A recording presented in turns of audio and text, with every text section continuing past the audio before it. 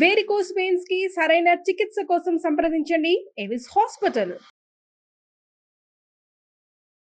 Hi hello నమస్తే, welcome back to Suman TV. ప్రస్తుతం మనతో పాటు ఉన్నారు motivational speaker, family counsellor, public speaker Rajaniramma గారు.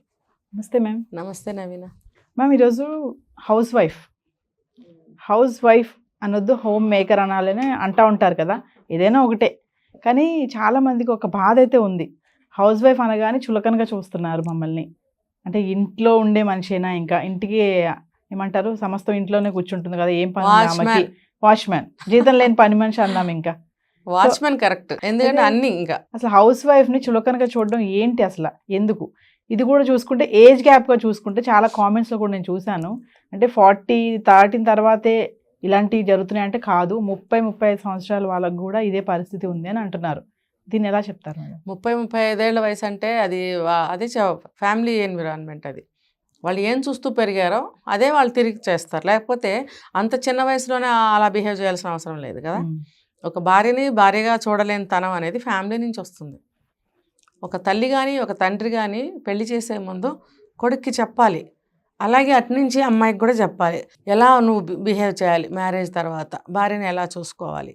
అదే అవన్నీ చెప్పకుండా పెళ్లి చేసేస్తే ఏమవుతుందంటే తను ఏం చూస్తూ పెరిగాడో అదే చేస్తాడు. అంతే కదా, ఏ గూటి చిల్లక ఆ పలుకు పలుకు, అంతే కదా, వేరే గూటి పలుకు పలకదు. అందుకని మనం ఏం చేసినా దాని రిఫ్లెక్షన్ తిరిగి మనకే కొట్టుకుంటుందని వాళ్ళు ఆలోచించాలి. ఆలోచించకుండా ఎలా పడితే అలా ఉంటారు పిల్లల ముందు, ఆ రిఫ్లెక్షన్ ఇట్లా ఉంటుంది.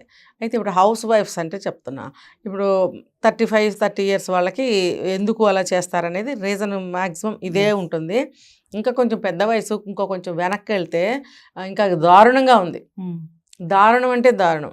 ఇంకా చెప్పాలి అని అంటే చాలా గౌరవంగా చూసుకునే వాళ్ళు కూడా ఉన్నారు భార్యని.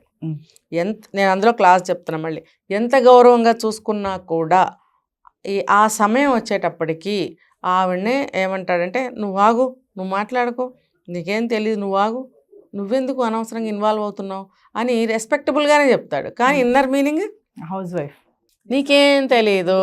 సరే ఓకే, 60-70 సంవత్సరాల క్రితము అందరూ చదువుకోలేదు, ఏదో కొంచెం చదువుకున్నారు. కానీ కాలమాన పరిస్థితుల ప్రకారం చదువుకోకపోయినా కూడా చాలా నాలెడ్జ్ గెయిన్ చేస్తున్నారు. ఈ టీవీలు వచ్చాయి, ఏమంటారు, మ్యాగజైన్స్ చదివే అలవాట్లు ఉండుండే ఆ రోజుల్లో వాళ్ళకి. మ్యాగజైన్స్ చదవటం వల్ల, సీరియల్స్ ఉండేవి అందులో, అవి చదవడం వల్ల కూడా వాళ్ళకి లోకజ్ఞానం కొంచెం అబ్బేది అప్పట్లో. తర్వాత లైఫ్ రన్ అవుతున్న కొద్దీ ఎక్స్పీరియన్సెస్ ఉంటాయి వాళ్ళకి. అయినా కూడా ఏం చెప్తారంటే, నీకేం తెలియదు, నువ్వు మాట్లాడు. కానీ అది చెప్పడం గౌరవంగా చెప్తారు. తర్వాత ఇంకొంచెం ఆ తర్వాత ఇంకో తరం వస్తుంది, వాళ్ళ సంగతి చెప్తాను. వాళ్ళు ఎట్లా అంటే, వాళ్ళ చూస్తూ పెరిగారు కదా, వాళ్ళు భార్యను అలా ఉంచినా కూడా కొంచెం రెస్పెక్ట్గా చెప్పారు. ఎందుకు అనంటే భార్యని కొంచెం రెస్పెక్ట్ చేసేవారు. చేసి ఆవిడని ఎందుకులే అన్నిట్లో ఇన్వాల్వ్ చేయటం, ఆవిడ స్త్రీ, ఆవిడని అలా ఉండనిద్దాం, ఆవిడ ఆరోగ్యం బాగోలేదు అన్న యాంగిల్లో కూడా నువ్వు ఉండు అనేవాళ్ళు మగవాళ్ళు ఉన్నారు. నెక్స్ట్ జనరేషన్కి వచ్చేటప్పటికి అది డైల్యూట్ చేసేసి ఏం చేస్తారంటే, కొంచెం చదువుకుంటున్నారు కదా, జనరేషన్కి చదువుకుంటున్నారు కదా, చదువుకుంటే కూడా నీకేం తెలియదు, నోరు మూసుకో. అదేంటి, ఇప్పుడు ఏమీ తెలియకుండా పోదు కదా, తను సంసారం చేసి ఏమీ తెలియకుండానే పెళ్లి చేసుకుందా, ఏమీ తెలియకుండానే ప్రెగ్నెంట్ అయిందా, ఏమీ తెలియకుండానే మరి డెలివరీ చేసుకుందా పిల్లల్ని, ఏం తెలియకుండానే పిల్లలకి పాలు ఇచ్చిందా, మరి అన్ని తర్వాత పెంపకాలన్నీ చేసిందా. మరి అదొక్కటే కాదు, ఏదైనా లైఫ్ నడుస్తున్న కొద్దీ ఎన్నో ఎక్స్పీరియన్సెస్ ఉంటాయి. అలా ఎంతకాలం వచ్చినా సరే నీకేం తెలియదు. వాళ్ళు ఎవరంటే ఇప్పుడు 50-60 ఏజ్లో ఉన్నవాళ్ళు అనమాట. ఇప్పుడు మాయరోగం వాళ్ళకి వచ్చింది. ఇప్పుడు ఆ ముందు వాళ్ళు బాగానే ఉన్నారు, తర్వాత వాళ్ళు బాగానే ఉన్నారు, మధ్యలో వాళ్ళకి ఏమొచ్చింది, మాయరోగం వచ్చింది. ఈ మాయరోగం ఎలా వచ్చిందంటే, బాగా కోపం వస్తుంది నాకు, భార్యల్ని హీనాతిహీనంగా చూసే జనరేషన్ ఏదంటే ఇదే.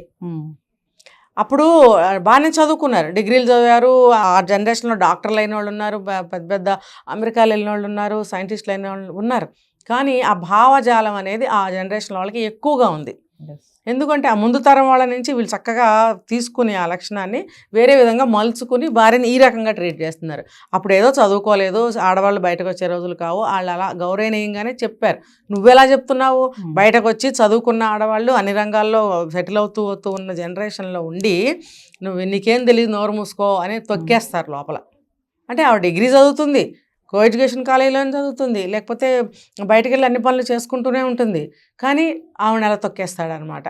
అంటే ఆవిడ అంత కష్టపడి చదువుకున్నది, అంత నాలెడ్జ్ గెయిన్ చేసింది, మరి ఎన్నో సంవత్సరాలు కష్టపడి డిగ్రీ అంటే ఒక 20-22 సంవత్సరాలు చదువుతారు కదా, అన్ని సంవత్సరాలు చదువుని నువ్వు గంగపాలు చేసి నీకేం తెలియదని మాట్లాడతారు. అంటే నీకు ఏ ఉద్దేశంతో నీకేం తెలియదని మాట్లాడుతున్నావు? భార్యను గౌరవంగా లోపల ఉంచడానికా? భార్యను నువ్వు గౌరవంగా లోపల ఉంచదలుచుకుంటే నీకేం తెలియదని ఎందుకు మాట్లాడతావు నువ్వు? అలా మాట్లాడుకో, భార్యని గౌరవించు, నువ్వు అడిగి తెలుసుకో, ఏదన్నా ఉంటే విను, అంతేగాని నీకేం తెలియదని మాత్రం అనకు. నీకు ఇష్టమైతే ఇంప్లిమెంట్ చెయ్యి, లేకపోతే నోరు మూసుకుని కూర్చో. నీకేం తెలియదు అబ్బా చెప్పొచ్చు, వాళ్ళు పో లోపలికి పోయి నీ పని నువ్వు చూసుకోపో, వెళ్ళి నేను విన్నానండి అంట్లు తోముకోపో. చాలా మంది వైఫ్స్ మేడం అంటే ఈ రోజుకి కూడా ఉన్నారు, వంటగదిలోకి వెళ్ళి ఏడ్చేవాళ్ళు.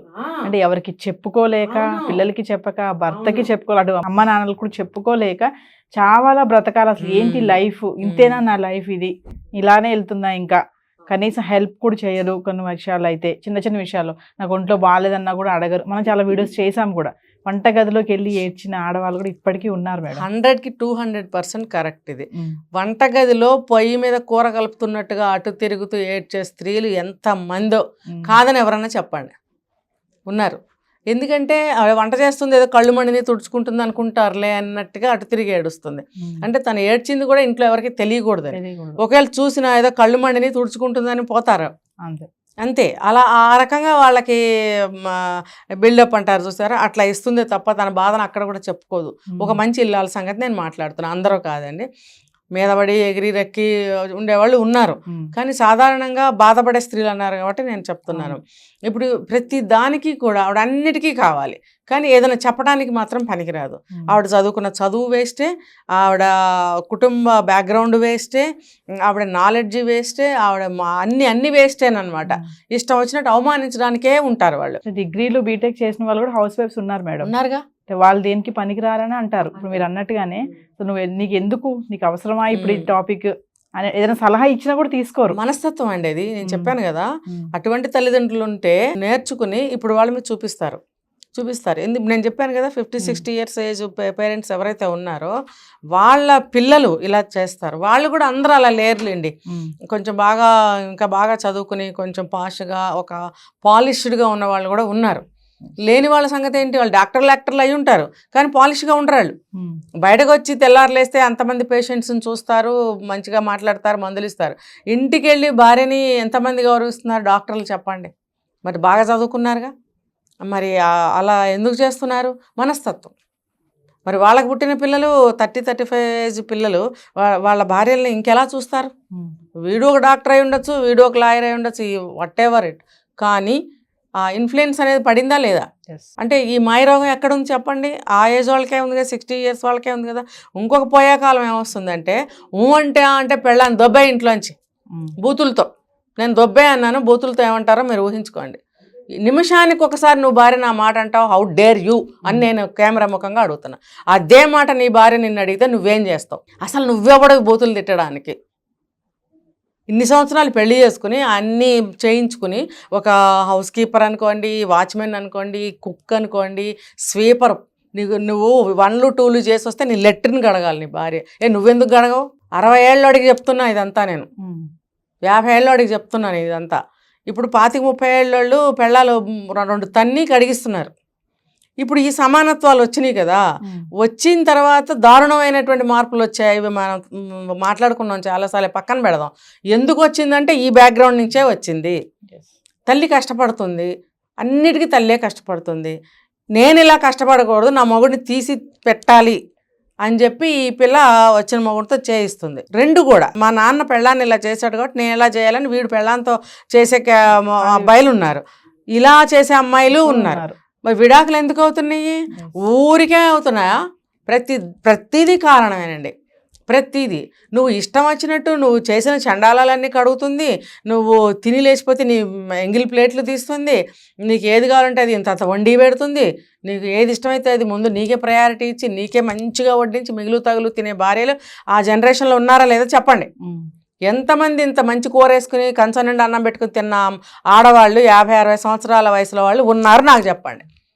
మొగుడు స్పష్టంగా తిని బేవమని తేయించి వెళ్ళిన తర్వాతే చూసుకుని తినేవాళ్ళు ఉన్నారు. ఇంకా ఆ జనరేషన్లో వాళ్ళు ఇప్పుడు ఈ రోజుల్లో ఉన్నారు. మరి అది చూసిన వాళ్ళ ఆడపిల్ల పెళ్లి చేసుకున్న తర్వాత నా మొగుడు ఎలాంటి వాడు రావాలని కోరుకుంటుంది.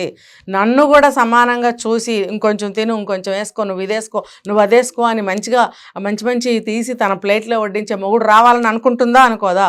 ఎందుకు ఇలా ఆలోచన చేస్తుంది అమ్మాయి అంటే వాళ్ళ అమ్మని వాళ్ళ నాన్న చేసిన ట్రీట్మెంట్ వల్ల. అందరూ కాదండి, కొంత శాతం. ఎస్, సమస్యలు రకరకాలు ఉన్నట్టే ఇవి కూడా రకరకాల ట్రీట్మెంట్స్ ఉన్నాయి. రకరకాలు ఇవన్నీ పరిణామాలే ఇప్పుడు మనం చూస్తున్నాం బయట. అదే కానీ సజావుగా ప్రశాంతంగా జెన్యూన్గా అన్నీ జరుగుతూ ఉన్నట్టయితే ఏ ఒక్క సమస్య వాళ్ళు ఇన్ని రకాల సమస్యలు వచ్చుండేగా, ఏదో ఒకటి రెండు వచ్చుండేవి. మంచి చెడు రెండు ఉంటాయి సమాజంలో, చెడు అనేది కూడా తప్పదు. కానీ ఇలా వచ్చిన చెడు ఎందుకండి మనకి? మనమే కదా పెంచి పోషించుకున్నాం, మన పిల్లల రూపంలో మనమే కదా నాశనం చేసింది. మరి ఈ మాయరోగాలు పోయే కాలాలన్నీ కూడా మళ్ళీ చెప్తున్నా, ఏ వయసు వాళ్ళకు ఉన్నాయి చెప్పండి? 50-60 ఏళ్ల మధ్య 65 వేసుకోండి, పోనీ 55 to 65 వేసుకోండి. ఈ మాయరోగాలు పోయే కాలాలన్నీ ఆ వయసులోనే ఉన్నాయి. అక్కడి నుంచి ట్రాన్స్ఫర్ అయ్యి ఇప్పుడు పిల్లలకి వచ్చాయి అని నేను చెప్తాను. ఇంకోటి, వాడు ఎక్కడికి వెళ్తున్నాడో అడగకూడదు, మరి ఎవరితో తిరుగుతున్నాడో అడగద్దు. అక్రమ సంబంధాలు పెట్టుకున్న ప్రబుద్ధులు బోల్డ్ మంది. వాడు తిరిగి వస్తాడు, ఇంటికి వచ్చి పెళ్ళంతో మాట్లాడు, పెళ్ళం పక్కన పడుకోడు. అది తెలిసి భార్యలు ఏం చేస్తారో దూరం పెడతారు. వాడికి అబ్బా ఇంకా బాగుంటుంది, అమ్మాయి దరిద్రం వదిలింది, ఇంకా బాగా వెళ్తాడు బయటికి. మనం చెప్పుకున్నాం ఒక వీడియోలో, ఎంత ప్రాబ్లం వచ్చినా భర్తను దూరం పెట్టకండి. ఒకవేళ ఆడు ఆల్రెడీ చెడిపోతూ ఉన్నాడు అనుకోండి, మీరు ఇలా చేసినందువల్ల ఇంకా ఎక్కువ చెడిపోతాడు. మీరు అలా చేయకుండా ఉంటే ఆ చెడు అనేది కొంచెంతో ఆగుతుందిగా. కంప్లీట్గా మీరు బజార్ దానికి వదిలేసే బదులు మీరు కొంత దూరాన్ని తగ్గించుకున్నట్టయితే వాడు ఆ బజార్ సైడ్ పోకుండా కొంతవరకు ఆగుతాడుగా. ఈ బజార్ దాన్ని ఎందుకన్నారంటే మరి అన్నీ అవేగా, మనకి లేచిన దగ్గర నుంచి అవే కేసులు వస్తున్నాయిగా. నాకు వచ్చే కేసులు కూడా అన్ని అక్రమ సంబంధాల కేసులే. మనం దేవుళ్ళమా కూర్చుని సరిచేయడానికి? ఇలా అని మాయ చేస్తే అన్ని మారిపోవడానికి? పోనీ సినిమా డైరెక్టర్లను కాదు ఇలా అంటే అయిపోవడానికి. ఇది రియల్ లైఫ్. ఎవరికి వాళ్ళే ఆలోచించి బుర్రలు బ్రాడ్ చేసుకుని రియల్గా అంటే ప్రాక్టికల్గా ఆలోచించగలిగినప్పుడు కొన్ని సమస్యలు పోతాయి. వాడు అక్రమ సంబంధాలు పెట్టుకుంటాడు, ఇంట్లోకి డబ్బులు ఇవ్వడు. అదేమని అడిగితే నీకు డబ్బులు ఎందుకు అంటాడు, నేను ఇవ్వను అంటాడు, నాకు ఖర్చులు బోళ్ళు ఉన్నాయంటాడు.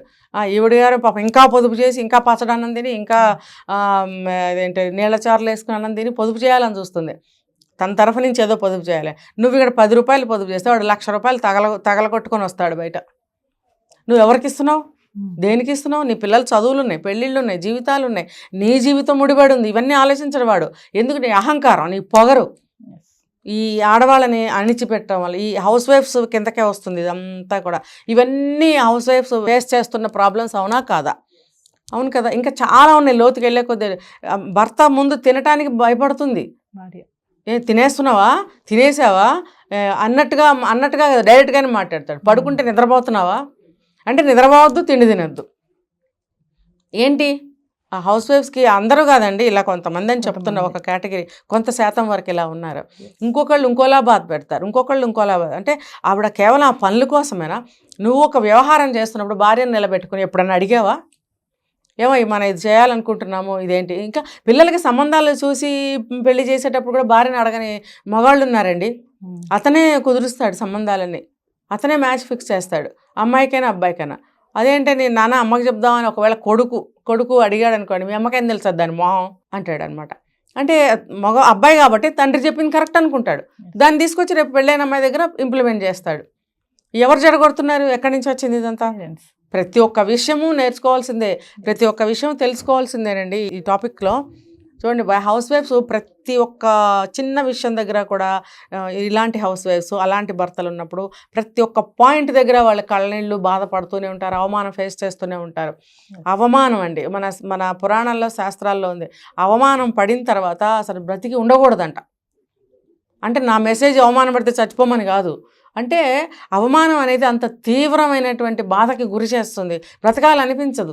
1, 2, 3, 4, 5 ఎన్ని సంవత్సరాలు కాపురం చేస్తే అన్ని సంవత్సరాలు నిత్యము పోరాటమే, నిత్యం అవమానాలు పడటమే. ప్రతి ఒక్క నిమిషం అనమాట. చూస్తే అవమానం, కూర్చుంటే అవమానం, నుంచుంటే అవమానం, వండితే అవమానం, ఎవరితో మాట్లాడితే అవమానం, ప్రతి దగ్గర అవమానం చేస్తాడు, పని కట్టుకుని అవమానం చేస్తాడు. అంతే. ఆ బ్రతుకులు ఏంటంటే చితికిపోయినట్టు అయిపోతుంది అనమాట ఆ ఇల్లాలకి. అందుకని ఇవన్నీ కూడా మానుకోవాలని ఒక అక్షరంలో ఒక పదంలో చెప్తే పోయేది కాదు. ఈ రోగానికి మందు ఏమైనా ఉంటే తెలుసుకుని మీరే వేసుకోండి. Thank you.